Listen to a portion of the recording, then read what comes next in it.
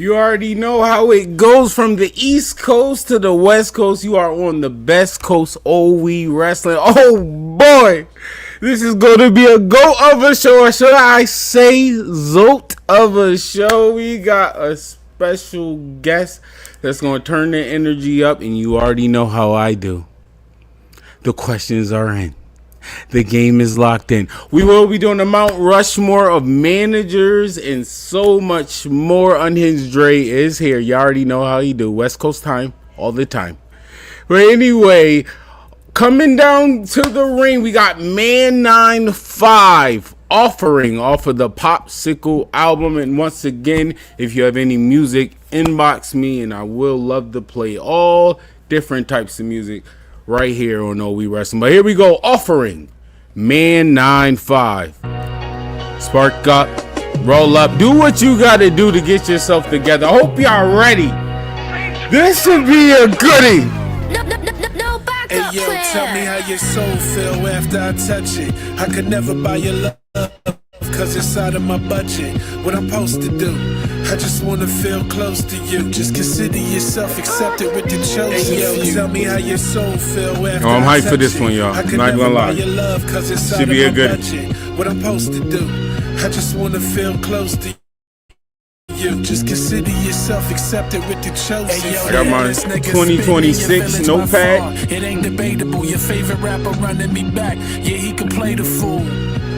These dishes I serve flavorful. Frozen tundra walking with saber tooths. I ain't on your list, yeah, it must have been April Fools. Still getting busy while these gatekeepers take a snooze. Taking in sacred views. Lay a blind flow, no way to lose. 100,000 hours of paying dues. Shout to our supporters that be keeping my merch sold. I show them where to go. Shout out to Suplex Dinner Club. Oh, we are saying now Sundays, noon Eastern time. Never gave a name up. That's what you call sauce. Yeah, that's what you call sauce. Hey yo, tell me how your soul feel after I touch it. I could never buy your love cause it's out of my budget. What I'm supposed to do, I just wanna feel close to you. Just consider yourself accepted with the chosen. Hey yo, tell me how your soul feel after I touch it. I could never buy your love cause it's out of my budget. Exciting wrestling weekend. I just wanna feel close to you. Just consider yourself accepted with the chosen. Double or nothing. Double or nothing. Double or nothing.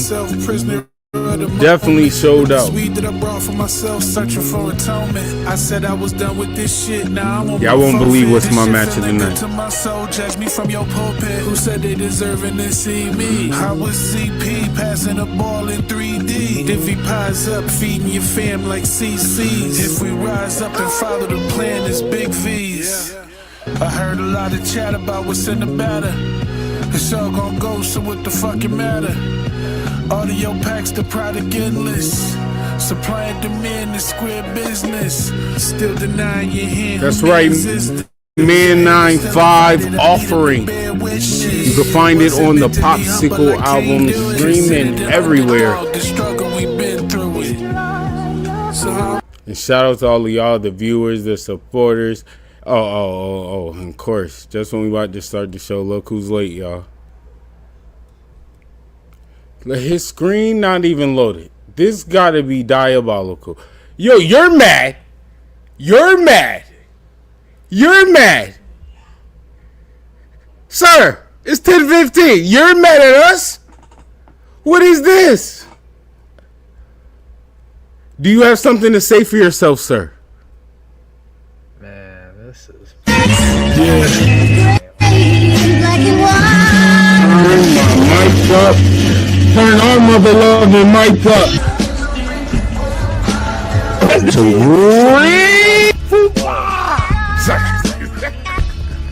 Dre, you can't boot him out for this.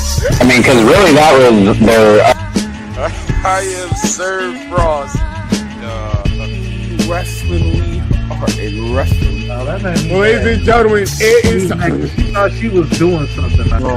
Anytime you could have had your champion take a loss and be protected. Here's who as it appears, ain't on my tier.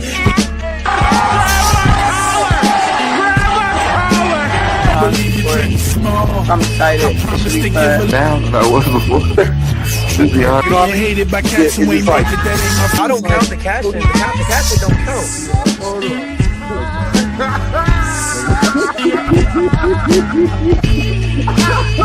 from itself. And I am WW.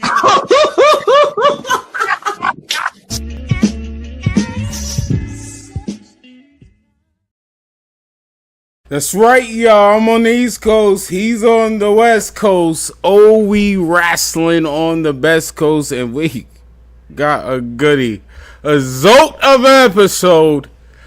Unhinged Dre, or Unhinged Hulk. How you okay? What are you mad about now? Nothing. You cannot. Okay, I was about to say you can't. I done scrubbed the whole computer, did a restart everything, and this thing starting off glitchy. I'm not like. Okay, but you know one thing I do like. What I like is our guest. For our champion, I didn't even have nothing. Didn't even have nothing negative, and now this Yeah, your service is I guess there's the negative right there. Yeah, connection saying don't talk about me. I guess that's the baby face side. Don't do that, and Got that's why. Got today and yesterday and tomorrow off work, bro. Yeah, get it man, together. I'm really excited. You're gonna have to climb a tower. Well, I don't know how the West Coast work, but East Coast, you gotta it's towers, lines, and all that. Anyway, y'all, what a good WrestleMania weekend. Double or Nothing was good. Actually, was really good. I ain't gonna hold you. I highly enjoyed myself. That gave me wrestling and sports entertainment. Saturday main event was okay. I was happy to see Ethan in action. I was very happy about that.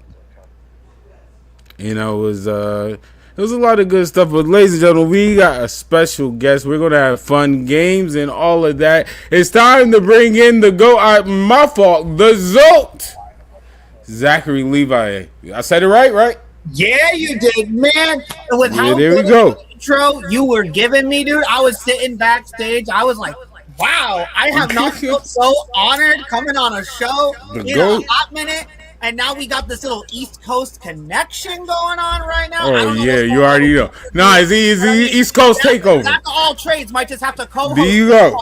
You know? There you go. Might just have to be here for the long haul at this rate. Well, you know how before we get into anything, we have to start off our show with babyface, heel, and champion. So, Zachary, what is your babyface, heel, and champion today?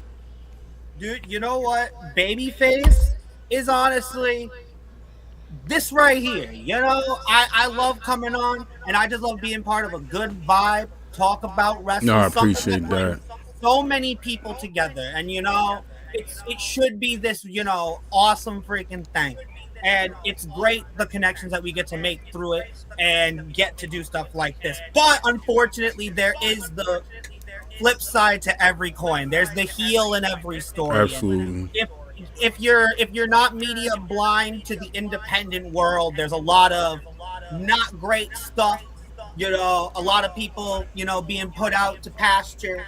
You know, things being let out, and it's unfortunate that these things have to happen and people have to suffer as a result of it. You know, because like I said, this place should be all inclusive. This shit should be all about just what we all love, what we all fucking are passionate about. And I apologize if I get a little, you know, but it's the reality of the world. But you know, now we're here. We get to do this. I mean, I get to live my dream. I get to travel the Northeast. Our coast, the best coast. Right, the best coast. Some of the best professional talent the world has to offer. And then I get to come here to Fresh and Frass TV. And he will appreciate that I'm straight out of OWR TV. You know, because again, it's all about the people that we know. It's all about this gosh damn wrestling world. Absolutely. We had Lou on the show. We had the married couple on the show. And speaking of that, something I want to highlight before we get into a blind rank that I normally do. One thing I did love that I watched as well is when you was playing the therapist. That was a goodie. Yeah, that was fun. That's one of my my current favorite things that I'm a part of. And shout out OWR, Outcast Wrestling Revolution. Absolutely. Indie Lou, they're doing great stuff for their community out in Ledyard, Connecticut. They've got a whole host of summer shows coming up that you're not going to want to miss.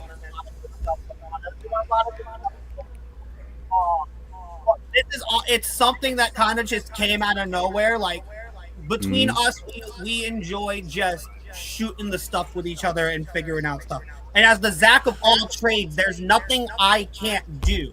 So Cindy and Lou, they were having some marriage issues, you know. There was a little bludgeon in their love life. Right, they had to call somebody.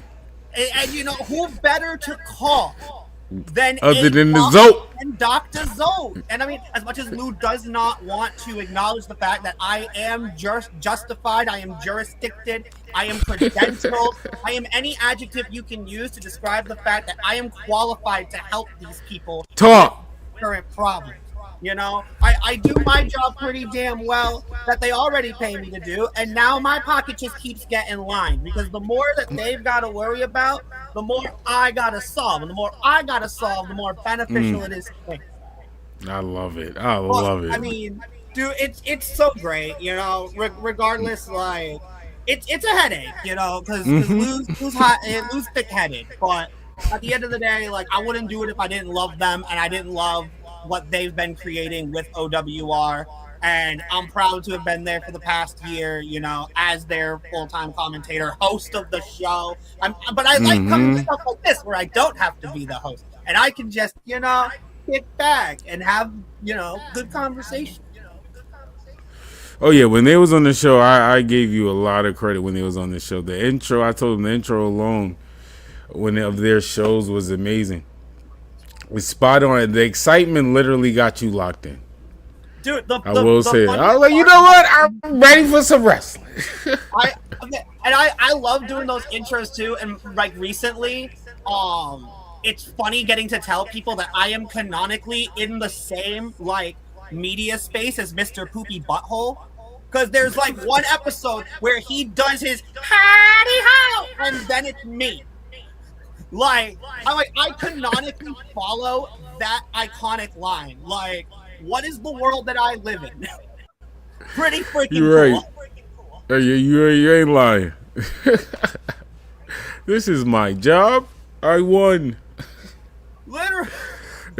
One day I'm being opened by Mr. Poopy Butthole. The next weekend I'm working with Frankie Kazarian. Like, it's a roller coaster.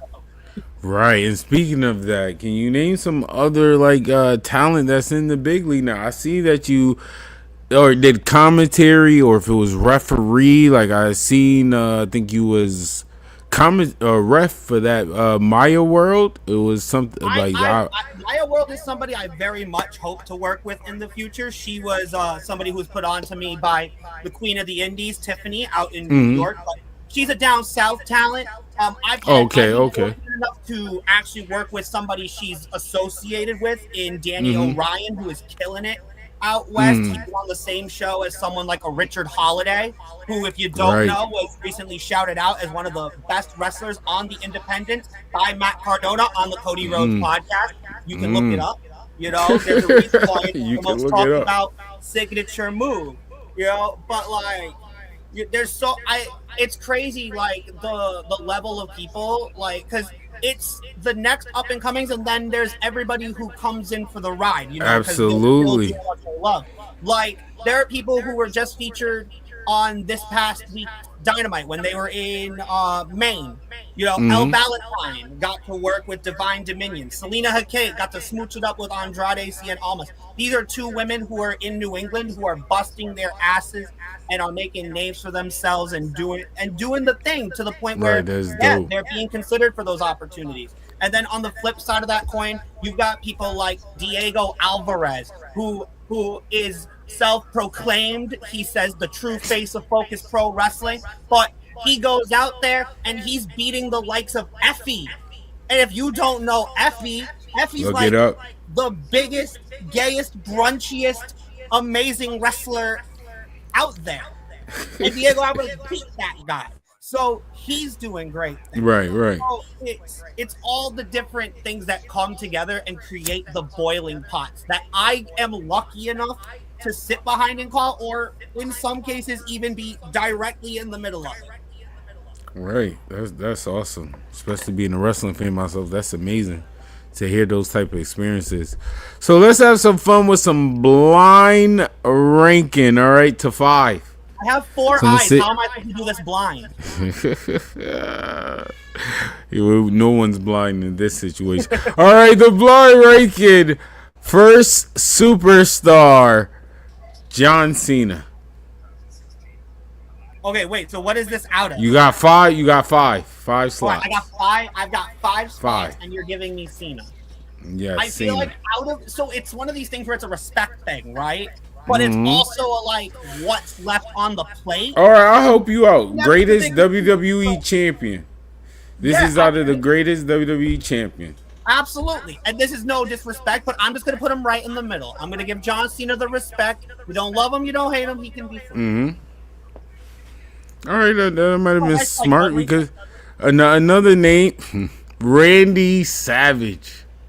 And see, here's where you then go, oh, and we put Cena in 3 because now where do you put Randy Savage? I mean, you put Cena in the middle. You put him in the middle now. I wish I put Cena at 4. Yeah, you put Cena in the middle. Cena in the middle. So think wisely, real strategic where you place Randy Savage. That's all I'm saying. We're gonna put him in number 2. We're gonna put him in number 2. Number 2?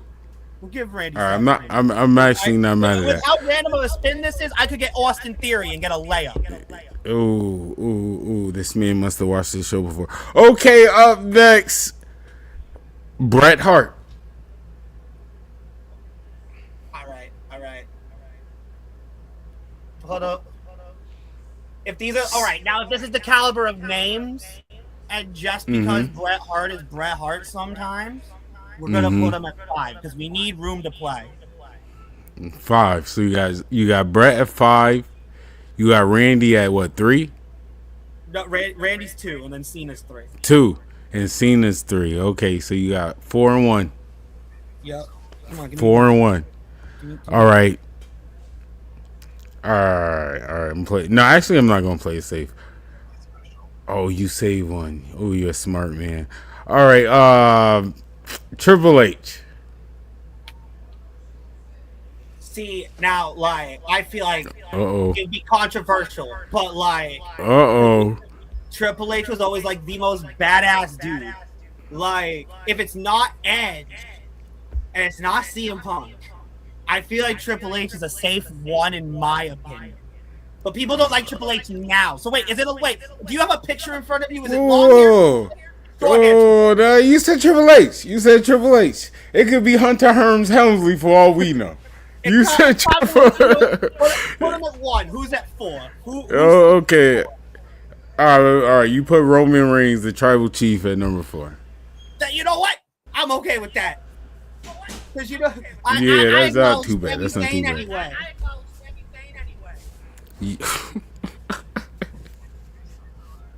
Listen, for like the 5 people out there who know about the tribal Zayn, they throw them up.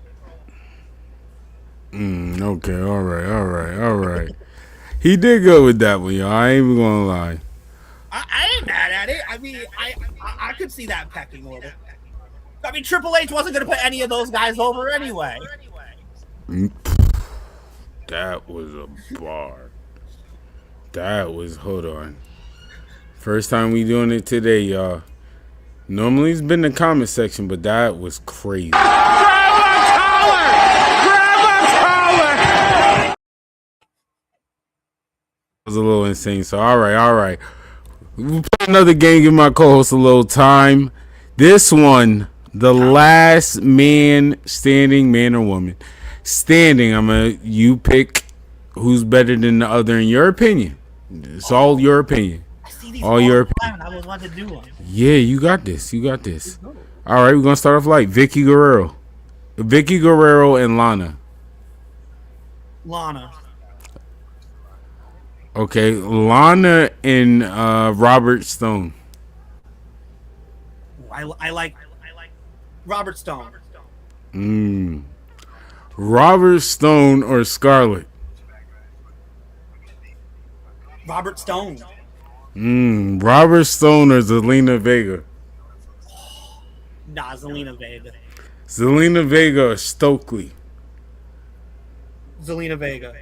Zelina Vega or Don Callis? Zelina Vega. Ooh. Zelina Vega or MVP? MVP. MVP or Prince Nana? MVP.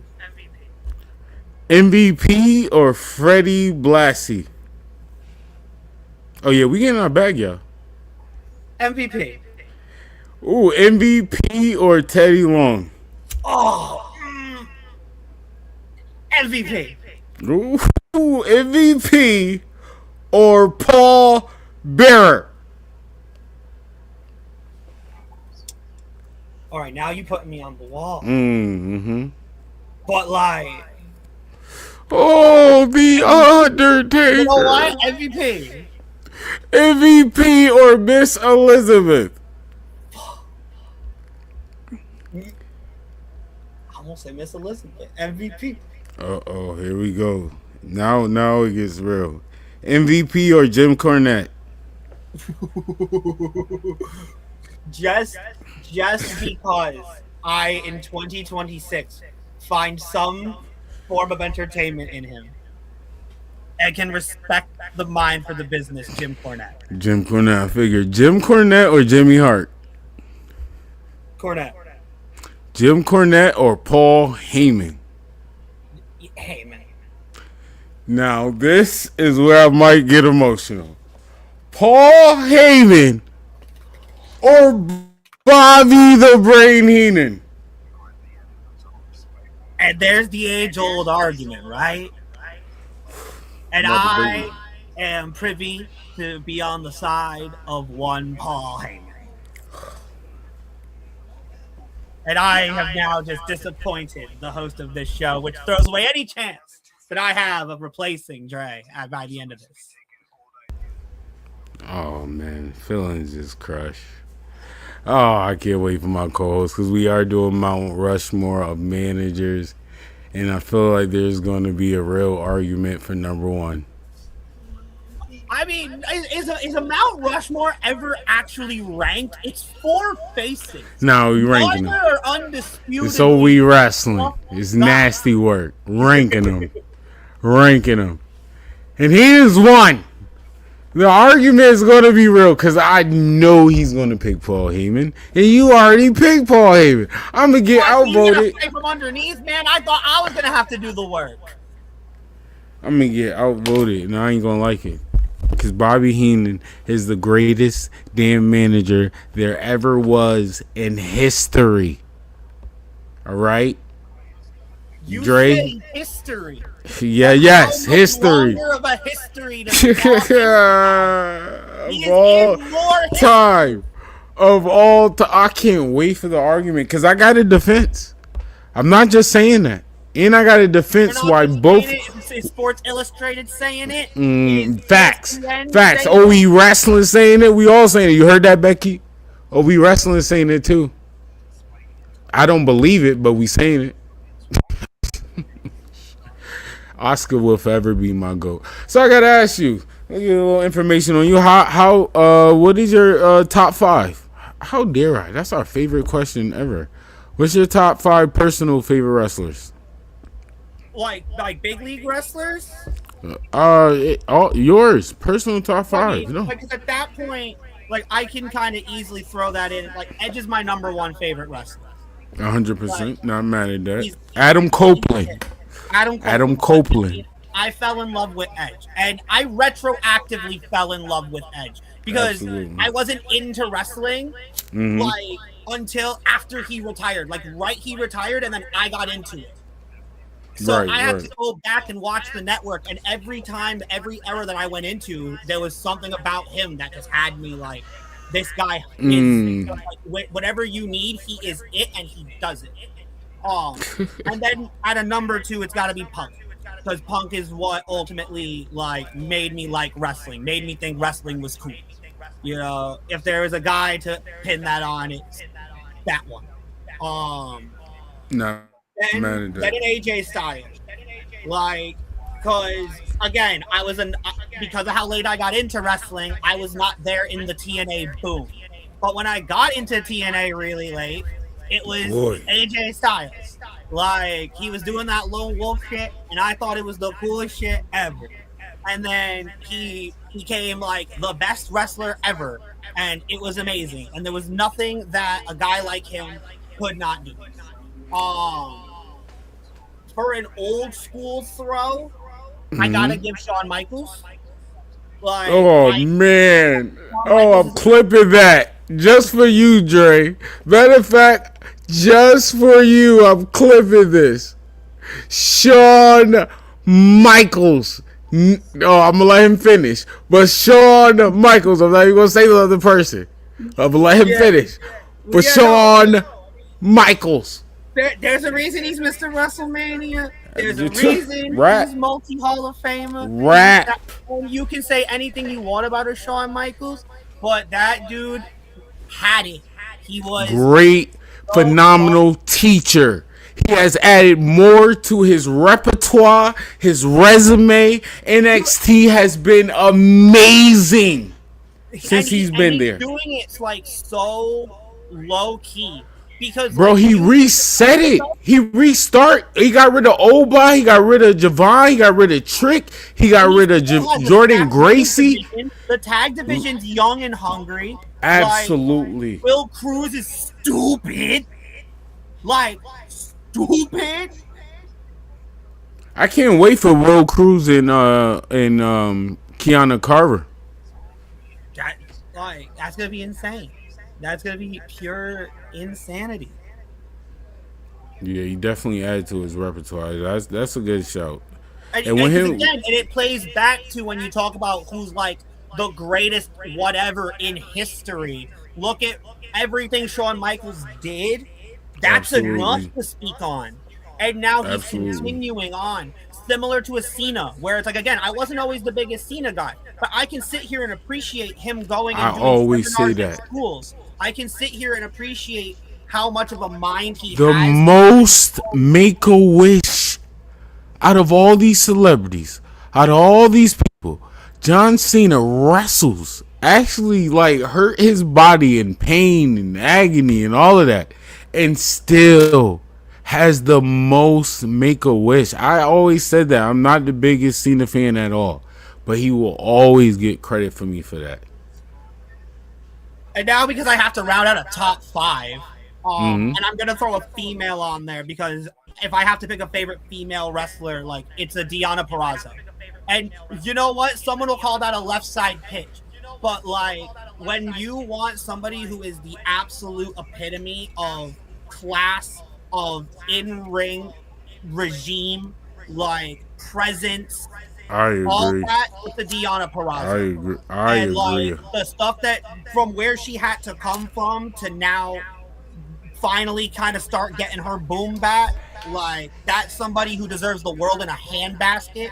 And the stuff that she does outside of wrestling too, that's another one. Where, like, she does so much for, like, first responders, and she's doing stuff for kids in her community. Like, that is not only an amazing wrestler, that's an amazing person. And that's what I love most about, like, getting to do what I do, is meeting the people that I get to and making the connections that I do. Because, like, as much of, you could be the most piece of crap person character-wise, you could have an entire room and region hate you. But then you're the most, like, upstanding freaking person. And you're the person that deserves the chances to go further, you know? Instead of some people who get by on, you know, little whatevers. Like the good old days, you know? It's who you know sometimes. And it's who can do for what. But at the end of the day, there are plenty of good apples still in the crop. And you can't get much better than the best. I'm not mad at that top 5. Different, Not the ordinary, just Stone Cold, this and that. I agree. I love top 5 for personal reasons. I always say that. Because my top 5 is all like personal reasons or moments of like, man, wrestling saved me or stopped me from going somewhere or just had me feel joy when I was depressed or something like that. That's why a reason why I do support Cena or like Cena. I will say that because of that. But did you see Double or Nothing? I have seen the highlights. I have heard the who's and what's it. I mean, and like for somebody who can sit here and kind of like be disattached from the AEW sphere, Right. I can't sit here and say that like I was disappointed because like I was looking at stuff and I'm like, yeah, go for it. Like, this is where we need to go. This is some good ass shit. You know, right, some stuff didn't need to overstay its welcome. You know, some stuff got the chance it needed to breathe. You know, most things were friggin' pretty damn well, and like it was a good show for them, and the numbers are proving it. Like they had one of their best buys for the show. Like good. Like this is the momentum. This is the stuff that they need where they can actually tap into the resources that they have and make it where, okay, instead of doing 18 matches, let's do these 8 and let's give these the freaking invest that they need. Right. Stop having my complaint has always been with their pay-per-view because they always knock it out the park. I will say that. But the timing that it ends, I get y'all on West Coast time, but god dang, I got work in the morning. They're on the East Coast still end at like 12:30 to a media scrum.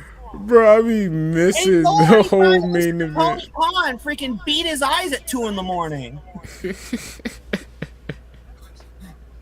That man's got 3 espressos just to keep himself tame. I agree. Always have a couple. Yo, I didn't even realize that. Made me scratch my head. Light bulb, all of that. But I will say this, because he was your favorite wrestler of all time. My favorite match, Okada and oh my gosh, and Takeshita. Okada and Takeshita was fire. In ring, amazing.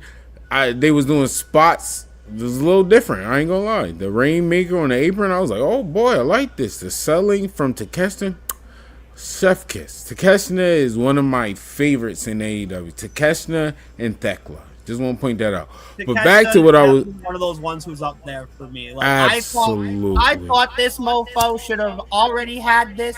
I thought that they should have done the double unification thing again and let him have both.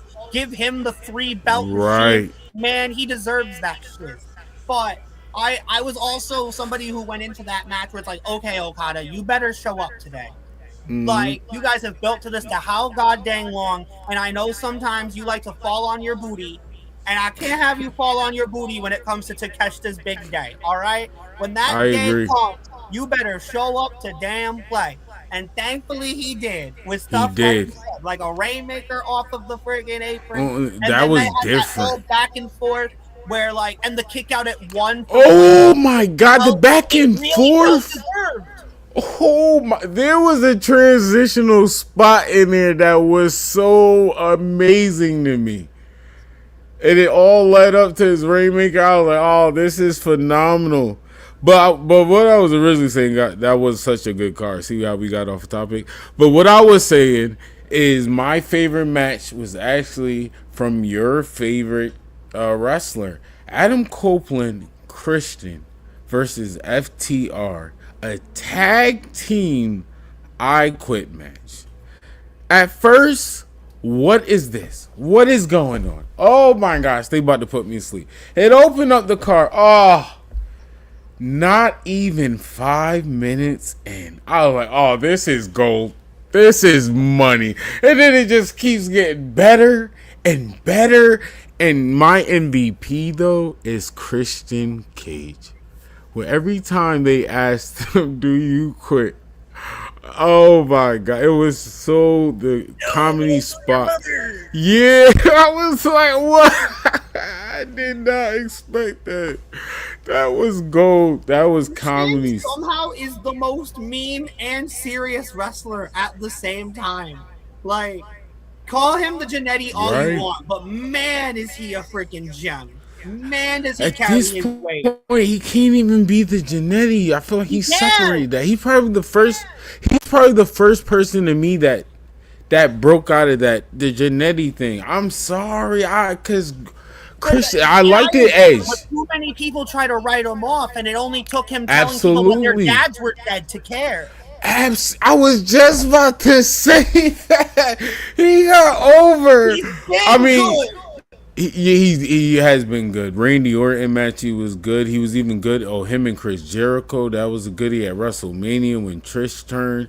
He was Edge and Christian. Period. Can't leave out Christian. Pandemic with Kenny Omega.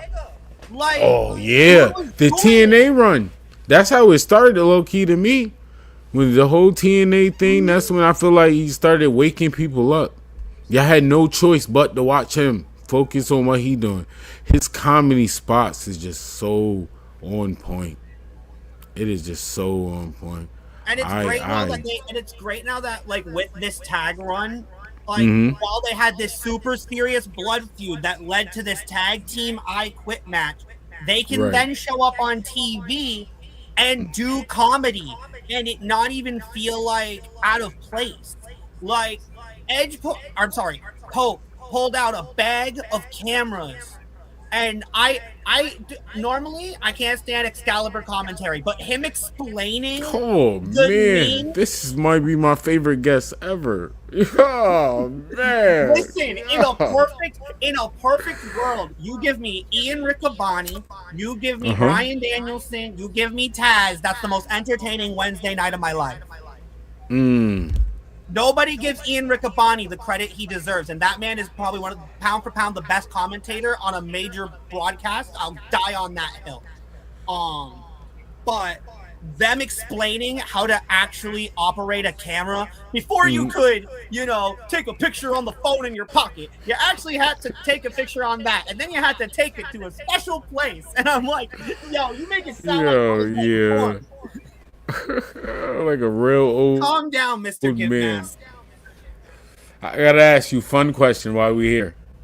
What is your fantasy 3-man broadcasting team? Like on TV, live. Yeah, if I had a TV show and I got to pick 3 commentators, I would have Riccaboni, because I just said what I said about Ian Riccaboni. Right. And then from the other side of the pond, give me a Corey Graves for color. Give me Corey Graves to be the foil. And then just for a little flavor, just for a little extra, and I don't think that she got the due that she deserved as a commentator, Renee Young. Oh, I like that. I think that she could just add that. I think that every commentary team needs that one person that doesn't say a lot, but comes in at the right time. Comes in with just that little bit of insight that emphasizes what the other two are doing. And I think Renee had that. I agree. Because she was so, like micromanaged, she didn't really get 100% in the role. Right. Like I think if you were to put that 3 on a Monday Night Raw or a Dynamite or a pay-per-view freaking standalone show, like that'd be a killer broadcast. I like that. I'm not gonna lie, I like that one. I didn't even think about that. And Renee Young, don't get her credit. She was really good. I actually liked her at commentary. I thought she wasn't doing too much, but like you said, she was too micromanaged. I needed something that wasn't Byron Saxton. I was like, anything that isn't him, and I'll be happy. And then she came in with like a breath of fresh air. And then Cole just did his job, and Cole did it just well. And we appreciated him for it, and he steered the ship. But man, when they can get Byron Saxton off of TV, it's my happy day.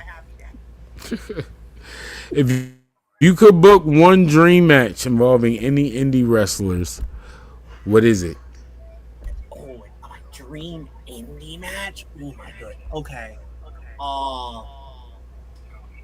So if you don't know about them, you're gonna, because she's killing it on the indies. She's by far somebody who I will give all the praise to in the world. That is one relentless Shannon Levangie.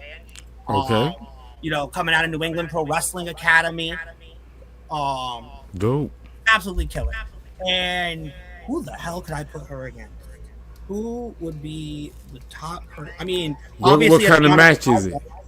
Kind of match it. Oh, I mean, I just want them to. No, you know what? I want it to be false count anyway. Okay, false I like count it. anywhere. We're gonna put Shannon Levangie. Mm-hmm. And you know what? We're gonna do it as a current day. Shannon Levangie versus Dr. Sleep, Anthony Gango. Put them in a false count anywhere match, and those two are gonna come up with some crazy spots. Because Anthony Gango is a guy who is so psychologically sound, and like right now, he's one of my promotions is what we call the DLC champion. And with that championship, you get to dictate the stipulation for your reign in every match. And his stipulation is that the rules don't apply to him. They only apply to his opponent. So he can hit you with a one. Check him out. He can pin you anywhere. He can do whatever he wants, while you are still at the bound of counting and having to be within the ropes and all that fun jazz. And then this is the same guy who like competes in CZW and like will put his body on the line for the crazy love of the game. And Shannon Levangie, on the flip side of that coin, in a falls count anywhere match, is someone who jumps off of balconies for fun. So, she's somebody who, while small in stature, is mighty in spirit when she wants to fight Bear Bronson, literally in the woods. Right. Like I feel like that could just be the crazy recipe for some great entertainment. Okay, all right. I'm happy with that. Somebody book I like it. that. I like it. got Book enough it now. Book it now. You heard it from We Wrasslin. Get us both on the commentary booth so we can wall out. Who are 3 indie wrestler people we should be paying attention to immediately? Right this second. I mentioned him earlier, so we'll give him an honorable mention. I'll give a shout to my boy Diego Alvarez, because this guy is the epitome of simple but effective. He is the definition of what he calls himself as the most complete wrestler. Too good to be true. Like he is that guy that you love to hate, like on a passionate level. I always deem this man as New England's best kept secret that nobody talks about, but has easily the best matches on any card he's ever on. That goes to our resident ace, Mike Montero. Again, not super well known, but somebody that you put him in there with the likes of a WWE ID Ricky Smokes, and he can go. You put him in there with a Marcus Mathers, he can go. Mike Montero is that freaking guy. Gotta tune in. Monty Aries. Let's shout out Monty freaking Aries, main shooter, the Focus Pro champion. That guy is breaking out in ways that you wouldn't think somebody the way that he came in would be propelling the way he is. But the stuff that he's doing right now is, I mean, he just got to do it for Canada, with Brutal Bob Evans. He got to wrestle Frankie Kazarian, Gringo Loco. Like, this guy is putting in the work to do the big thing. And he has the potential that if he just keeps on trudging, he's going to be the next one on a TNA explosion. He's going to be the next one on a freaking ROH. Like, right. So I got to ask you this. What makes independent wrestling special compared to WWE or AEW? I think that it's the intimacy. I think that there's nothing better than being able to be right there and be immersed in it. Like, I can still remember going to my first show, not knowing a damn thing, but a guy like a JT Dunn sold me a t-shirt, had me a 5-minute conversation, and I was sold. I'm like, this is the shit, because now I have this connection with it. Like, this guy is like, all right, now I'm gonna freaking wait for him to come out. And at the same time, I'm watching the rest of this card. And now it's like, okay, what's the story here? What is these guys' thing? And got now, you locked in. Right. And now 8 years later, I'm the one telling you that. I'm the one having to beat for beat give you the who, what, where, and why. And like be able to beautifully paint the masterpiece alongside them. Like, but it ultimately comes down to a lot of, and like what I'm learning in coaching, where it's like, you know, the one fan at a time, right? You know, being able to connect with that one person and then have that spill and grow. And now all of a sudden you have it. And when you have it now, like, wrestling can really be that thing. Because look at it. There's all walks of life. It's all here. But it's all about just being able to put the weight of the world to the side and just zoning in. And there's no better way to do it than right up close and personal, where you can then have that personal stake in that person after they're done. And then you can literally go and give them a high five afterwards and commend them on their effort. And, you know, maybe buy a t-shirt because they impressed you that much. Like, independent wrestling at its core is just that. It's literally that launching pad for greatness. And at its root, it's what can really just be beautiful if you let it be. Because like TV wrestling, like, it's great, like the pyrotechnics and the who's a what's it, it's all cool. But if I'd rather not have to, you know, pay an arm and a leg for it. I'd rather not have to give up one of my kidneys for it. You know, when you can bring the whole family and get a quality experience from people who absolutely put their heart and soul into it. Right. So how did you first get into professional wrestling? So I first got into it like as just a regular old wrestling fan in the dark days of 2011, you know? Nobody likes those early 2010s, but it was right when Punk walked out with the title, and my dad was explaining to me that, like, oh, this guy, you know, he left with the title and now they have no champion. And I thought it was the coolest thing ever. It felt so real to me. I was like, what do you mean this guy can just leave with a championship? And like, John Cena sucks now? Like, what? He's going to get fired? And then Triple H took over. And I'm like, whoa, this is drama as hell. You know, like, and from that moment on, I was watching on a regular basis. And, you know, like, it took until my freshman year of college where I'm in a public speaking class, and sitting behind me is an independent wrestler who's also in my same class, who's then like, hey, because I mentioned in the speech where it was, because I was doing it on WWE's work with charity. And it ultimately becomes like, hey, I heard at the end of that, like, you know, wanting to be an announcer someday. You know, I know this place that trains wrestling and all that, and they host shows. So one thing led to another, and I found those shows, and that's where I have that 5-minute conversation, and I'm hooked on the indies. And, you know, I got to dabble in training for like a year, finished college, and then you lead into just about 2.5 years ago where, like, I actually got to start my full-on journey, all because I clearly have the gift of gab. It's what I've always taken with me from not being a very athletic person. You know, the most athletic thing I ever did was cross country. All right. I just jogged. I jogged for like 15 minutes at a time. But, you know, I sponsored a wrestler on a show, and I had done it for another place multiple times. But then I ended up, it was cheaper for this place in Peabody called The Proving Ground to sponsor this wrestler named Dustin Flash Waller. And so I did it. And like I did for those other wrestlers, I cut like a minute promo where like I represented him going into his title fight or whatever. And the promoter saw it like 4 days later and commented where he's like, wow, I wish I had seen this sooner. This is wicked cool. You can talk like hell. If you ever want to come and talk for me, let's have a discussion.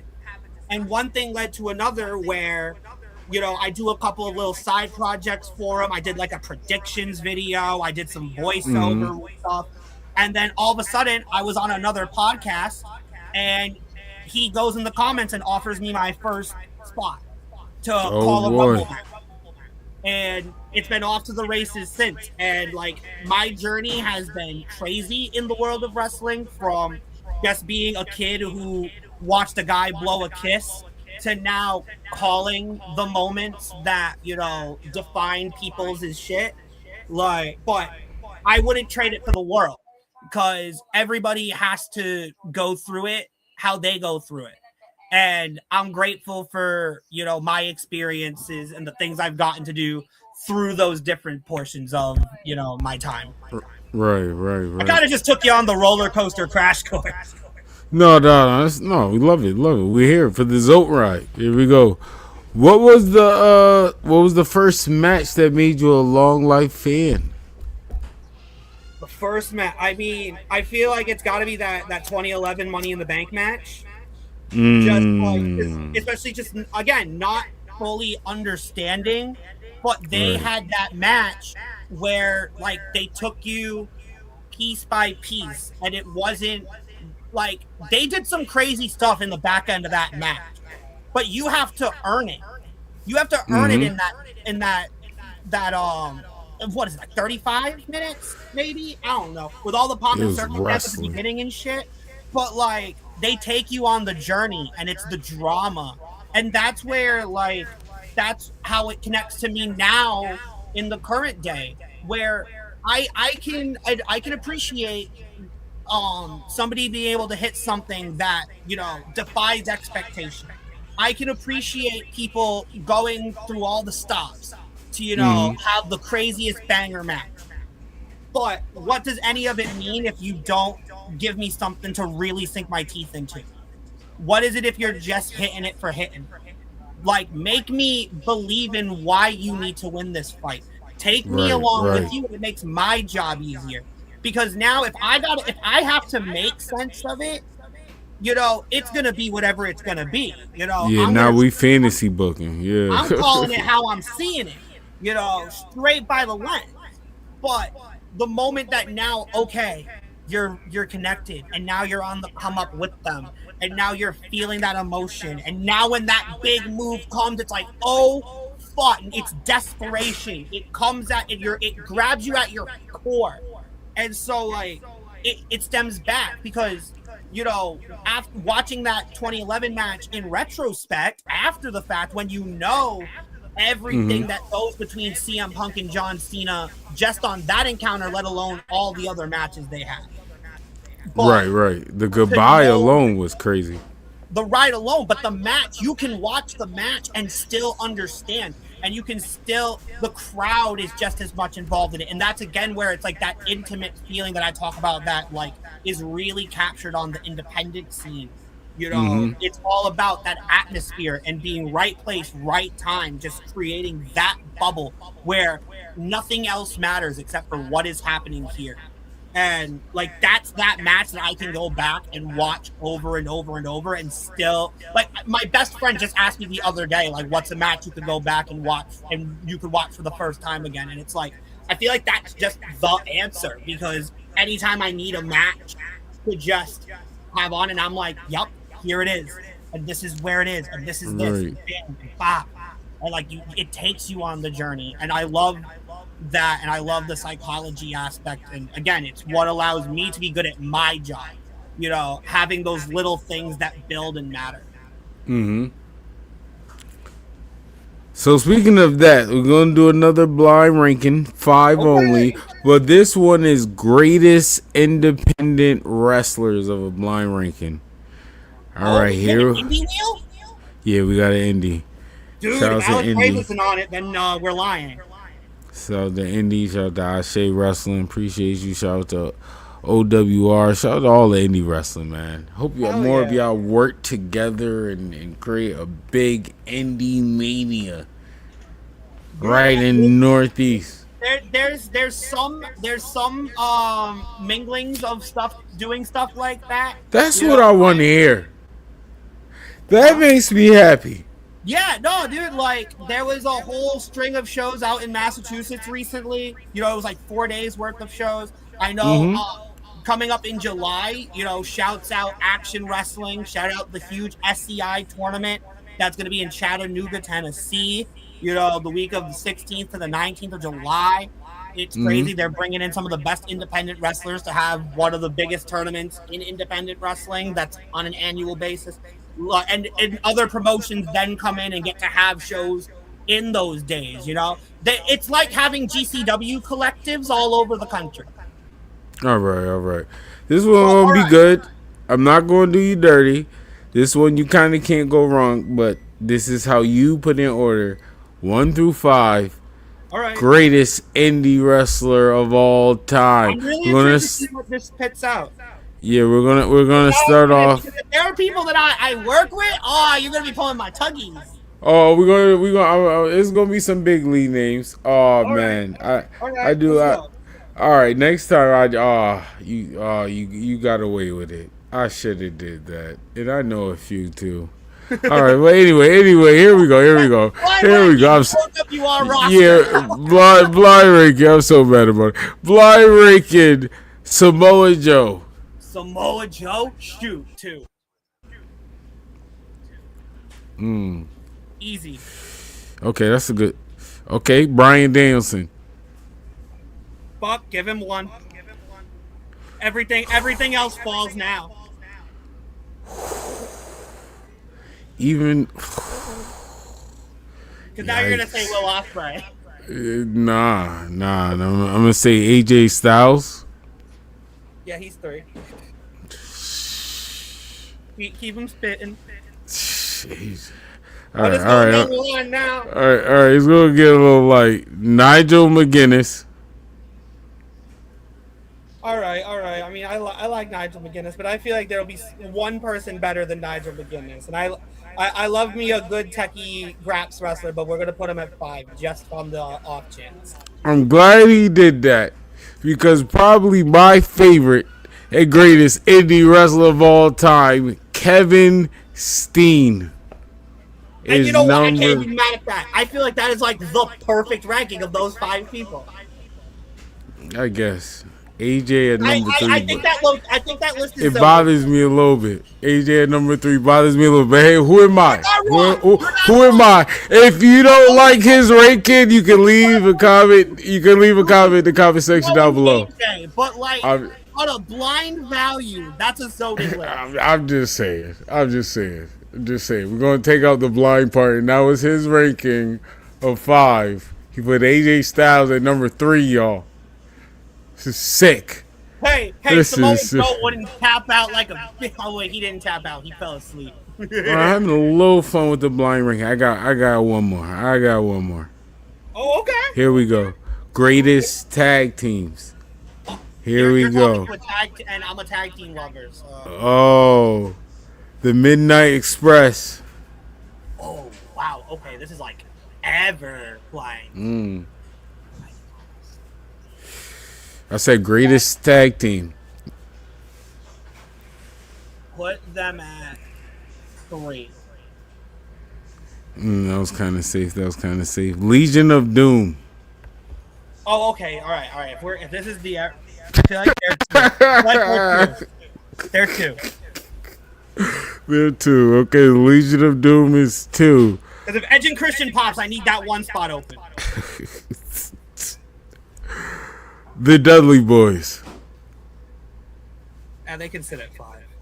Okay. Ooh, 5. Okay. The Usos. Where the fuck did the current day tag team come from? Hey, Usos, you're not supposed to be here. I was waiting for like the Nation of Domination to put it 4. What the fuck? Oh crap! Because like, there's an argument. Because I have 1 and 4, and a lot of people tell me that the Usos are number 1. 1 and 4. Number 4. Let's see. Ooh. Oh, you putting Usos number 1. I feel number like 4. Edge and Christian. Shut up! No, it isn't. The Brood. Edge and Christian alone, the pictures, the selfie, they still wrestle. Were they really Wait, next hold on. fucking No, you said that. I mean, hold on. And then they're still wrestling. Matter of fact, not only are they still wrestling, they are current AEW Tag Team Champions in 2026, and he got them at number 4. I can't believe they were That is actually crazy. on. That Wait, is I crazy. thought you were joking. No, it's cool. I understand. So, Zoe, it's okay. You made those choices, not me. Hey, who am I? Zoe, but I gotta ask you, what are you really excited or looking forward? Or no, let me ask you this: what do you feel like a lot of indie promotions are missing? I feel like, ooh, man, now you hitting me with some burn-ins, because a lot of people ask me my opinions and I don't talk about them. But now here you are asking me questions. So They gotta listen. if I had to say something, I feel like what's lacking right now is like knowing what's necessary.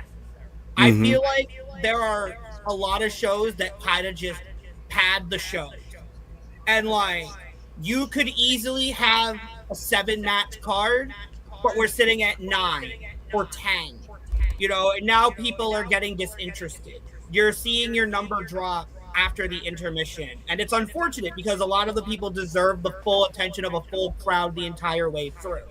And a lot of that, and I will always say that my biggest pet peeve is when there isn't variety on a card. I cannot sit and watch 9 singles matches. I'm sorry. Right. Because as talented as every single one of those men and sometimes women, you hope that there's at least a few on the card, which is its own separate issue. But like you can only do a singles match so many ways, where especially depending on the show, where it's like, how many times can I call this exact same kind of situation and make it feel different for you? You've got to give me that little bit of flavor, give me that pizzazz, and a lot of it comes down to the card structure. You got to have something of a tag team in there. Have maybe one multi-person match, even, and again, I know it's the 50-50 split opinion on it, but I think intergender wrestling has a place. I think that there are it does has this place. I think that there are plenty of women just in New England alone that can hold their own just fine against the men. And I know that every region everywhere has some very talented women who, if you just let them wrestle people, they can do it. And it's shown, but some promoters aren't about that. And I can understand their hesitations, and I can say that they're wrong, but it's not my company. I just come in and I provide my insight. But I think that if more and again, I'm not saying that everybody has to do things every way, but like I look at a place like shouts out Pro Wrestling Junkies, who have a great show coming up at the end of June 28th, out in Ridgefield Park, New Jersey.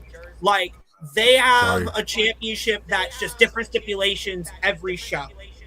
Their women's championship matches are usually like 3 or 4 just scrappy women.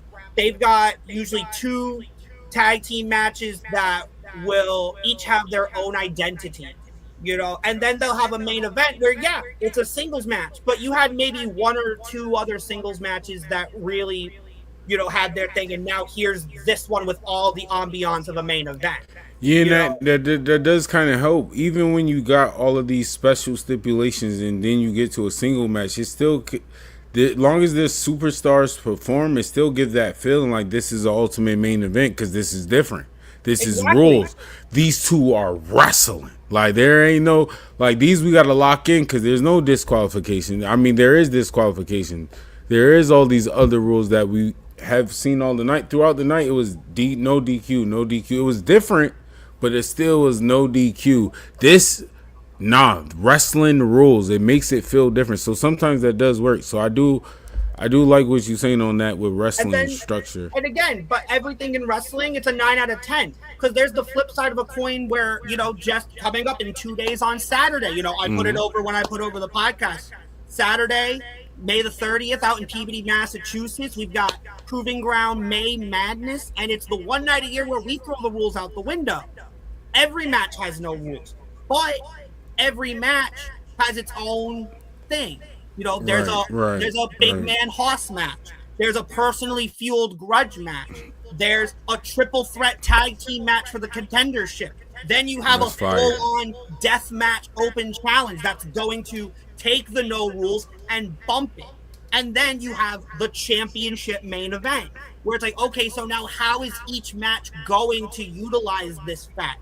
And hell, then you have Anthony Gangone, the DLC champion, who's going to have his rules in play. So there's going to be one wrestler on the night that has to play by the rules. And his name is Jamie Tucker. And poor Jamie. But again, that makes every match different. Yes, It allows exciting. you to have a different experience and not be bored because you're watching the same. Because no matter how different every character is, it's still at its core a one-on-one match. It is still something that you've seen multiple times already. So I do want to say this as a fan. I feel like it's underrated that I always highlight on this show. One thing that I love is in-ring storytelling wrestling. I really feel like that's a factor that people miss. Like, wrestling could be wrestling. Yes, the moves, fire, all of that. But sometimes the story that's been told in the match, that's like Rock and Stone Cold. They're not doing what AJ, let's say we had an AJ versus Seth Rollins. They're not going to give you an in-ring match like that. But the match is 5-star at a point because they told a story. And even that with moves like that, putting that together is like, boy, like this is IMAX right now. I remember, Like, I gotta give people credit, like Bryan Danielson, Samoa Joe, even. like Samoa my first year where like it was my first year was basically it was a 1.5 year long storyline that was already 6 months into progression when I got there. But like it was literally this douchebag heel who got signed to the company, then workshopped his way to the title, and then smashed it because he was trying to destroy the company and he was holding the company hostage. And it's this year-long thing of the locker room having to come together and like bring him down. And everything because of him is now trickling other people's relationships, stuff that's still like kind of stemming to stuff today. Like some of the people that he would beat would then have them like go completely off kilter. And then now it spawns into what happened. Where again, it's all about the story that you're telling. Like if you can just get people to be invested in you, that's what's gonna get you far. Cause anybody can hit like anybody can theoretically, if you get yourself in the right shape, if you get yourself in the right condition, you can hit some stuff. You can Oh, I'm so mad my co-host is not here. That is a bar I said on this pod all the time, respectfully, but you put it in a way better way, because especially you're in the business, so it makes more sense. And all I've been saying is people who have like whatever going on with them, but like at the end of the day, that's the every single point. person is Trust me. to... I always say, everybody, when I talk about wrestling, when we talk about the big stage and all that, I always say everybody can wrestle, respectfully. When I say that, that's like saying I can't wrestle. I'm not saying that. Not everybody. I'm talking about everybody that's in the league. Everybody that's doing it. Everybody can wrestle. Like everybody can play basketball. But everybody is not the fundamentals like a Kobe or a Jordan like that. Like a Bryan Danielson, CM Punk. Or some people in the indies. I'm not saying y'all indie people are cooking. It's a lot of people in the indies that, boy, y'all need to be signed. Honestly. But that's I'm just making a point. That's my point when I say everybody can wrestle. I can't do it. No, I don't mean that. But everybody that's active, shooting star press, like it's not a thing. But theoretically, but what about that? All right, now the person who can do the shooting star press, why does that shooting star press matter? That's what. Thank you. Like I said, you put it in a better way than like. Did you I just hit that it. And now it doesn't have the pile drivers, man? Pile drivers. Selling is underrated too. Listen, Lucha Lit will tell you selling is everything, and there are levels to selling. There are levels. I appreciate people like Dolph Ziggler. I appreciate people like, even go back, Devon Dudley. Shelton Benjamin. Like, Shelton Benjamin. Absolutely. Yeah, he's a good seller. Absolutely. Absolutely. I mean, you could say Spike Dudley was a good seller, too, just for being thrown everywhere. Spike Dudley, Spike Dudley, and Darby Allin, boy. They should do that. They should have a moment like that. Darby should be in the ring, and Spike Dudley should pull up. I guarantee that crowd will pop. I guarantee. Not only for Spike Dudley, just because the two men who just don't care. They just didn't care. Like Spike Dudley hit his head on the back of the table, and oh man, I could only imagine busted open the next day. Spike Dudley on Dynamite. Shout out to Busted Open. I do like Busted Open a lot. All right, agree or disagree? I'm gonna get in some trouble with you. You don't have to do this alone. On once I get to 1, I'm gonna do 3, 2, 1. Once I say 1, we'll say agree or disagree. All right. Here we go. Roman Reigns had a better title reign than Hulk Hogan. Are you ready? 3, 2. We coming for you, nigga. Agree. You had to press that. You didn't have to press. Okay, 3, 2, 1. Agree. I do agree. Oh. The Bloodline storyline saved WWE. 3, 2, 1. I gotta disagree. I'm sorry. Yeah. Like, yeah. I it was like good. It was story though. Like genuinely, it got us out of those freaking dog food days. No, all right. Respectfully, it got him out of the dog food days. And I love the Bloodline era. I defended it when people was telling me to stop. Is proven on this podcast. They saying stop. I'm like, y'all wilding. Keep going. There's more. Yes, it was good, but if it wasn't there, I think it still would have been good. I think we still would have been okay. I'm sorry, we still had the talent. We still had Kevin Owens. We still had Seth Rollins. Like that roster at that period, boy, I think we would have been good. But what was any of them really doing? Like, you know what I mean? Like Kevin Owens was enthralled with that because of his ties to them before the ties to Roman before the Bloodline. Like it became the pocket. Like everybody used to talk about the Chris Jericho vortex. Like. No, like nobody got lost in that. Everybody kind of like, if you were with it, it worked. Because like otherwise, it's what the New Day having feuds with Los Garza. Like, who's watching that? That was a good rebuttal. But you know, like I'm sorry, my main event for WrestleMania 36 in the pandemic was Otis versus Dolph Ziggler. All right, like. Okay, all right. You all good, but I have no argument. You won. Gunther is the best wrestler alive today. 3, 2, 1. Disagree. I want to say that hurt to say disagree. I do want to say that because Gunther is the reason why he made me officially switch up my top 5 top of the year. He did make my top 5. I'm sorry. Follow him since WCPW. To me personally, I really feel that way. Gunther has never had a bad match. Ever. No. Ever. But I feel like ever. He does not. But even though Tozawa is Tozawa in New Japan and all that, if you know, you know. I'm talking about in the WWE universe. He had a banger with Tozawa. What are we doing here? But I don't. But again, if you're saying like definitively alive today, like there's other contenders. Because like I'm sorry, I could make the argument right now that Will Ospreay is better. Takeshita. Once again, I disagree. I love what Takeshita is doing. He's amazing. Yeah, like, he is. There's so like that's the great thing where like yes, people you can easily say yes that Gunther is the best and you can't be argued with, but there is plenty of argument and that is a testament to the strength of wrestling.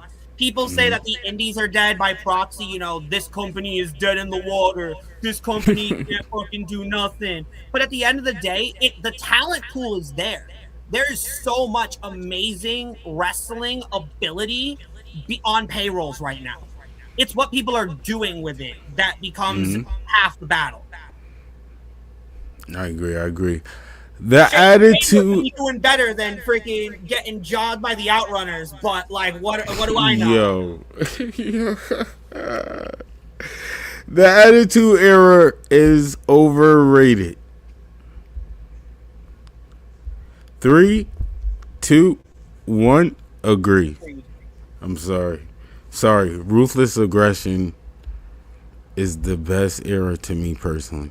And that's the and again, that's another one where it's like, okay, it's a bitter pill, but there's for everything right about the Attitude Era, there's so much that you have to sit through. Like, there's so much nonsense on an episode of Raw before you finally get to that star-studded 6-man tag team match with everybody you love. You know, there's some drag on those episodes of Heat, all right? Like, ain't nobody was enthralled on every week of Heat. Randy Orton is a top 10 wrestler ever. Think about it. This I'm gonna give you a chance to think about this one because I'm thinking. I ain't going with you. I'm thinking. Top 10 wrestlers ever. It's the ever part that's messing me up.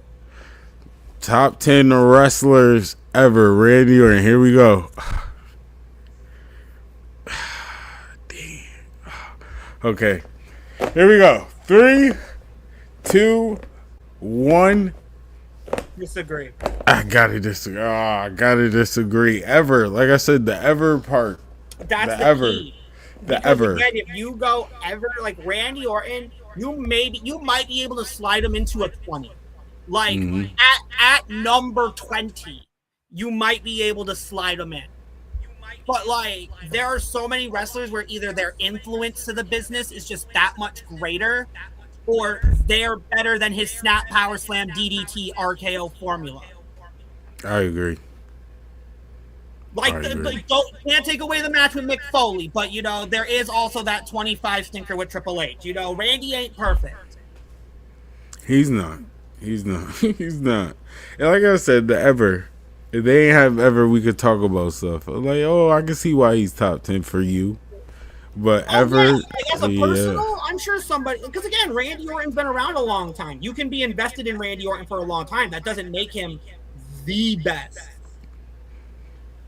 It kind of ties back to, once again, that point we were making earlier of all time, ever, history. Like, what is your history? What is your overall package of presentation? Right. I gotta ask you, man. Here we go. This is a good. Cody Rhodes finishing the story was worth the wait. 3, 2, 1, agree. Disagree. I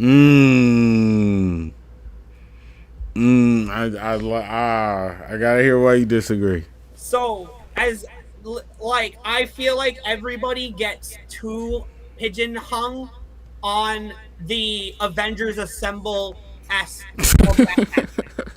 and I cannot sit here and say that shit wasn't all awesome. Like, but my biggest argument has always been, you could have had Cody win the title at 39, do every single feud that was done that Cody did without the belt and that Roman did with the belt. You could put the belt on the other person and you wouldn't have to change a thing. The Brock Cody feud could have been for the title. All the inner bloodline stuff could have been without the title. And you could have eventually got into other stuff at Mania 40. Like, it was one of those things where they kind of just pushed it another year to give Roman the extra numbers, which, whatever, they want to do that for but I feel like there was enough, like, and people will say, well, he didn't have all the time because he was injured. Yeah, but he came back and won the Royal Rumble. He was like ultimate underdog who fought with a ruptured boobie. Like, dude was a hero. Sami Zayn and Kevin Owens won the night before. They could have freaking clinked glasses and it would have been beautiful. Like, you know, I don't think it needed the 40. The 40 was great though. Like, what we got out of it, bravo.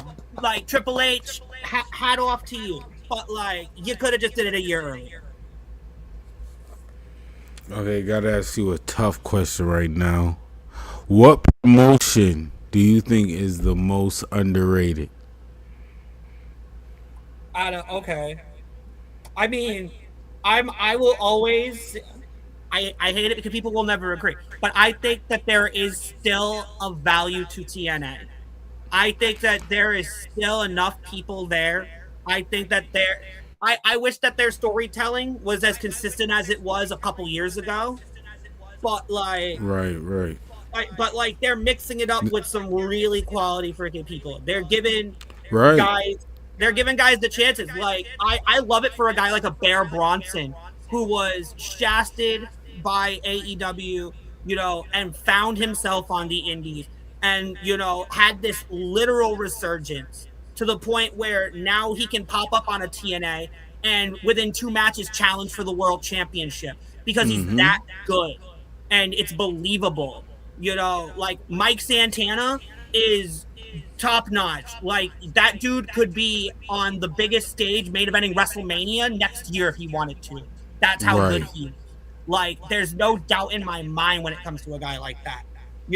They have a solid women's division that I wish they could kind of just stop spinning in circles and like do the matches that are right in front of them, which is again where like 2 years ago they had it on lock. They were firing off. But even today, like I feel like there's still so much potential there that people just don't give it the credit for because they're friends with NXT now. They're fed washed. Like no, they still have good people. I mean, hell, Jada Stone, freaking you put her against freaking Tessa Blanchard, you put her against whoever, and Cora Jade. I'm sorry, Elena Black. And she's producing. Like they're letting her wrestle like the prominent people, and she's showing off. Like there's so much to do with that show. There's so much to do with the wrestlers on that roster. Mustafa Ali is like doing great things for the Indies. Now as international champion, killing it over there. Shout out to my guy Leon Slater. They are killing it over there. I love it. I love TNA. I ain't gonna hold you. I'm still supporting TNA. Because it's like I can confidently say it TNA. Like NWA tries to be that one. NWA really wants to be the underdog that people are like, come on, like us, please. But like they're that for every one good person they have 3 people on that roster that's like, why are you signed? Who are you? Why must I sit through you to get to my Silas Mason or my friggin' Page Sisters or? All right, so I gotta ask you, what do you have up next? What's the next on your schedule? So next on my schedule, as mentioned earlier, tickets are still available for Proving Ground May Madness at Peabody, Massachusetts. You can get those tickets at provinggroundstore.com. I told you right off the bat, it's the night where we throw the rules out the window, and it's going to be a damn crazy one. After that, the Zote's got a really stacked June. There's 2 events for a promotion called Cabaret Wrestle. We're throwing some Pride events. It's a variety show that's not just wrestling. There's drag, burlesque, cabaret, live music, theater, you name it, it has it. It's entertaining as hell. We're going to be in Connecticut, and then we're going to be in Providence on Juneteenth. Tickets for those shows are available. I got Pure Vanguard Wrestling coming up on June 13th, which will be in Bristol, Connecticut. Making my debut as a referee for Connecticut Blood, Sweat, and Tears Wrestling on the 27th. And there's plenty of other dates in between these, but I'm like hitting the biggies, because Focus Pro Wrestling returns on July 11th to the Widowmaker Brewery in Braintree, Massachusetts. Those tickets will be available at some point soon because it's in July.